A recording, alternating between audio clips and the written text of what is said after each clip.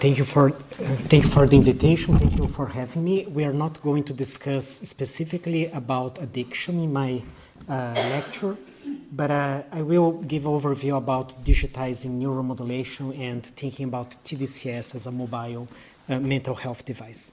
So we know that TDCS is very safe and it has a low rate of adverse events. So there are some common adverse events such as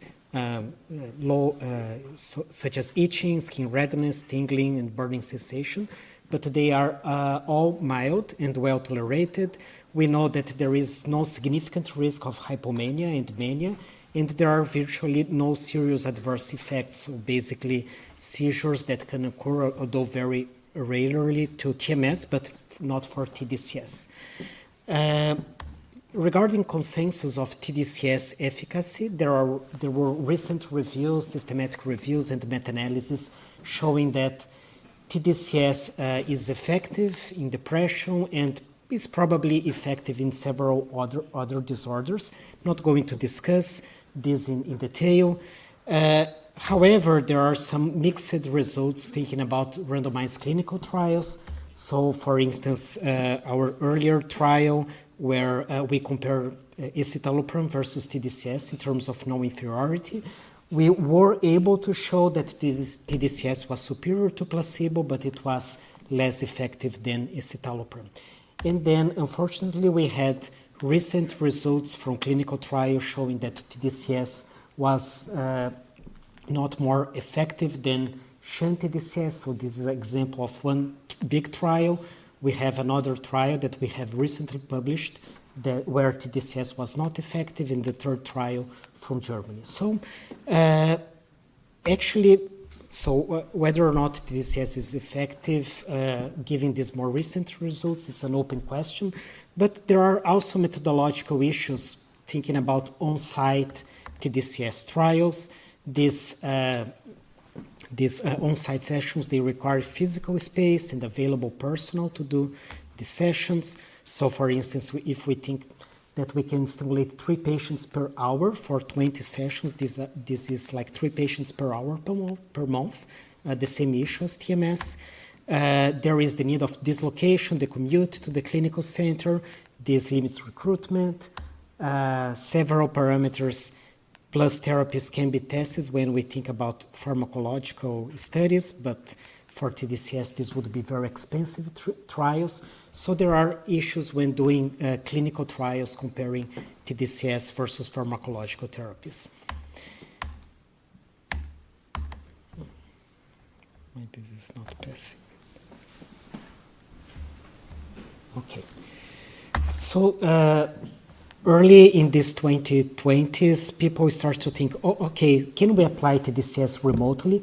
And actually, over the past 5 years, there were many clinical devices, clinical TDCS devices that were developed for this purpose. And then, in terms of clinical trials, so not only TDCS devices but also clinical trials, there is a consensus or an understanding that we can digitize clinical trials as well, so not only for TDCS but also for pharmacotherapies. And then this paper, it's interesting that it was just before the pandemic, but people were nowadays or after or during the pandemic, people start to discuss more and more about digitization or digitalization. And then basically the discussion would be if we can do these 3 steps of retention and digital data collection and the digital data online. Thinking about TDCS specifically, there would be advantages and disadvantages on that. Of course, we can do trials that are more scalable, we can recruit faster, we can have a more representative samples, but on the other hand, there might be disadvantages such as would it be safe to do TDCS online? How do we standardize the procedures? And is it really worth it, right? We decided to do with many of the authors are here in this room.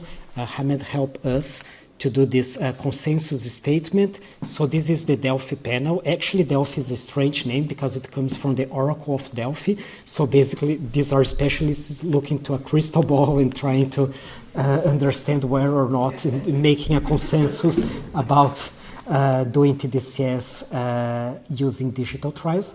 But basically, we try to do a very systematic process here, starting from selecting the specialists and then doing the evidence synthesis and then the consensus development. It's a very systematic process, actually, where we have standardized questionnaires and everything. Basically, in terms of recruitments, we tried to find all authors that have published TDCS trials in the last 10 years of the paper. We did several simulations. At the end, we found that authors that appeared in more than 7 TDCS trials would be recruited, so to speak, for this consensus statement. We had a somehow diverse sample of authors from 5 continents.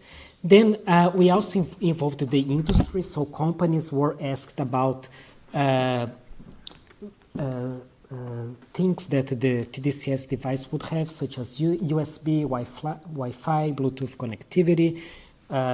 Also, if the TDCS device would be sustainable in terms of like green, would use recyclable sponges, and many other questions. So basically, we understand that most TDCS devices were good in terms of connectivity, but not so good in terms of flexibility of parameter space. We also try to do a process mapping, so comparing on-site versus online trial. Then basically we assess the differences between these 2 types of doing a clinical trial on-site versus online. In online trials, of course, we would have to recruit mostly via social media. Screening could be done online. We could do the interventions, of course, online, especially for TDCS, and also data collection and analysis could also be doing using specific software. In terms of evidence synthesis, this is interesting because we asked this specialist sample regarding clinical trial methodology. And sorry about these lines. It would be actually, the correct lines would be 60 and 80%. We understand consensus when at least 80% of authors agree with these statements. And when we think about 80%, basically there were only a few consensus between authors. So that online trials could recruit more participants, would be scalable, but also there would be challenges such as increased risk for suicidality, not the risk per se, but monitoring this risk, and also for cognitive effects, and also for serious adverse events. Of course, we can discuss whether or not this would be true, but that was the consensus of specialists. In terms of consensus development, we understand that it would be necessary to do online trials to develop better methods for randomization and allocation, also better methods for Shen stimulation, better methods to decrease attrition, to increase external validity, to combine TDCS, online TDCS with other interventions simultaneously, and also to collect ecological data. So we see that there are many issues when we try to transpose on-site to online trials. And then we understand here that it would still require development in terms of TDCS technology, perhaps combining TDCS with apps, with wearables, and better TDCS devices per se, and also in terms of the staff, so people actually doing the TDCS trials, we would have to adapt for doing online recruitment, online assessments, and data analysis. So, thank you.